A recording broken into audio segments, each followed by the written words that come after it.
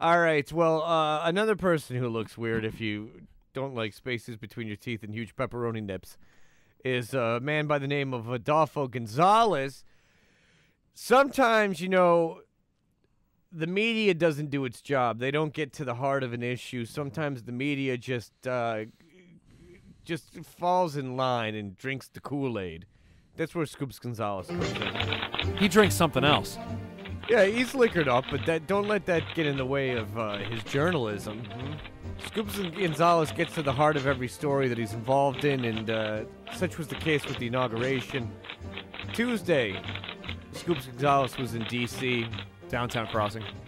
That's not necessary to say. He was in D.C. and talked to some people on the streets. Once again, is it okay I talk to you on the radio? Yes. So, let me ask you, what do you think about today's inauguration? I remember when the Civil Rights Act of 1964 was passed, and I never thought I would see a day like today. Let me ask you this then. Do you think, because for myself, I'm Hispanic, American, what do you think of, people using the word Negro and as back then, as a, diminutive term for African Americans? I mean, that seems a diminutive term. Diminutive? I don't remember saying that at all. I remember speaking, but I don't remember using that word. I don't even know. Is that a word? That's a diminutive word to use. I guess. I mean, that seems kind of unfair to Hispanics, because that's the word for black for us. By the way, I think negro is the word. Yeah, negro. Yeah, it's well, yeah. If you Yes, the you way have you to pronounce kill it. your R when you say it. Not quite the same as negro. Well, it's Negro. well, all right. It's kind of hard to explain. Hispanics, because that's the word for black for us. Well, first of all, back then, Negro was not a diminutive term. There you go. Yeah. Because many people were using the so-called N-word back then. Right. And things have certainly evolved. Let me ask you this then. How certain people will use the N-word rather than being it as a term of degradation. Do you think the N-word will be completely phased out entirely? I doubt it. I think probably there will be some hardcore bigots who still use it. Now let me ask you this then. Now, do you think that there might be a lot of hyperbole around Obama? Later during his administration, the fantasy will wear off. The fantasy always wears off. Okay, now let me. Sounds like a man who got divorced. Let me guess. What were you going to say there? Let me ask you this. Maybe. Let me ask you this. I do that a lot when I'm drunk. I have a crutch. You actually do that with me. When you're just drunk around normal people. Well, let me ask you this then. I like this guy. He's just like, fantasy always wears off after that bitch took everything I had and left Fantasy me. also wears off after they've let all the blood out. The degradation. By the way, I'm reading that serial killer book that we did that had the guest on. It's in my bathroom. Serial killers are disturbed individuals, if you didn't know. When you got someone's heart in your pocket and you take it home, it's eating more your the own way, eyeball. It's more the way they were raised that screwed up more than even the killing. Administration, the fantasy will wear off. The fantasy always wears off.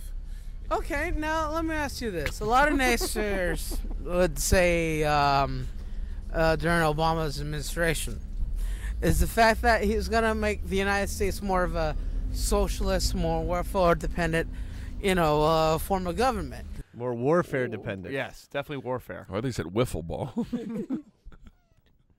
Consider the sentiment to be absolute garbage. People have used the term, quote, socialism with respect to our tax system. In their use of it, they're just showing their ignorance and their intellectual dishonesty. Let me ask you this then, sir. What big changes do you expect from Obama's administration? No, let's not tippy-toe around, and let's not dance around the issues. Now, let's get to the nitty-gritty. Now, what big changes do you expect from Obama? Okay. First of all, respect for the rule of law and the Constitution. All right, let me ask you this then. What do you think Obama would do to the American dollar? I like that answer. So he walked away at that point? I guess. Yeah. He just stopped answering. Scoops takes his notes and then is on his way. Well, listen, I mean, Let me ask you this then. Let me ask you this then. Now let me ask you this then. Okay, now let me ask you this. Let me ask you this then, sir. All right, let me ask you this then. Good old drunk Adolfo. Never had touched a drop of alcohol until he started on the show with us. Do you big changes do you think you expect from all? People are blaming Obama for the stock market following the inauguration day. A lot of people are saying that they've never been prouder to be an American. It's both sides of the coin. But there's only one reality, and that is the reality of gritty, hard-scrabbled journalism, the kind that you don't often find anymore in this 24-hour news cycle day and time that we live in. You know, the fish wrap is kind of gone the way of the dodo bird. But there's still some old school journalists that are keeping it real, such as Scoops Gonzalez. You know, he's a little bit of a hard drinker, but he gets to the bottom of the story, so you put up with it. Here's Scoops Gonzalez in D.C. on Tuesday, Inauguration Tuesday, talking to the people. So once again, is it okay if I talk to you on the radio? Of course, please do. Okay. I'm getting people's opinion about the inauguration out today. And now let me ask you, what do you think about today's historic moment? I am just very proud of our decision as a country. okay, womanly man or manly woman? Womanly man. Okay. Yeah, I had to say that's a man. It Scoops, could have been B. Arthur.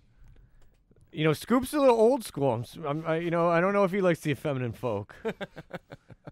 We'll see how this worm turns. I think we've made the right choice, and I could not be more proud. Now, earlier off microphone, you mentioned that the fact that this is the first time you voted Democratic. I don't see myself voting Republican again. Mm-hmm. What values do you consider to be like? Unless I'm a silly goose. Why are you asking about what valleys? What valleys do you consider to be like? What valleys do you think are the best to stroll on? Yeah. What valleys are the best to park your car? What valleys do you consider to be like, paramount that you agree with the Republican Party? They stress the point of freedoms, which I don't think they value anymore. Now, what do you think on the flip side? Like the Democratic Party, because let's be honest. As a member of the press, there's certain liberties that the Democratic Party are somewhat limited to, like freedom of speech and freedom of censorship. And now, do you think that freedom of censorship? That's guaranteed by the Constitution, isn't it? Freedom to censor anything that you want. That's what the First Amendment's all about. You know it's all about that. the Republican Party? The Republican Party. Right. Freedom of censorship. Freedom of speech, just watch what you say, is what Scoops is saying in his own way. Freedom of speech and freedom of censorship. And now, do you think that's more evidence nowadays, or do you think maybe they become more lax? I think you would say that if you were sober. Oh, it would be worse. I do have. Because it wouldn't be said with such confidence. I have a tendency to use some big words when I'm drunk. Like evidence. It's a huge word. I meant to say evident. Things like is and that.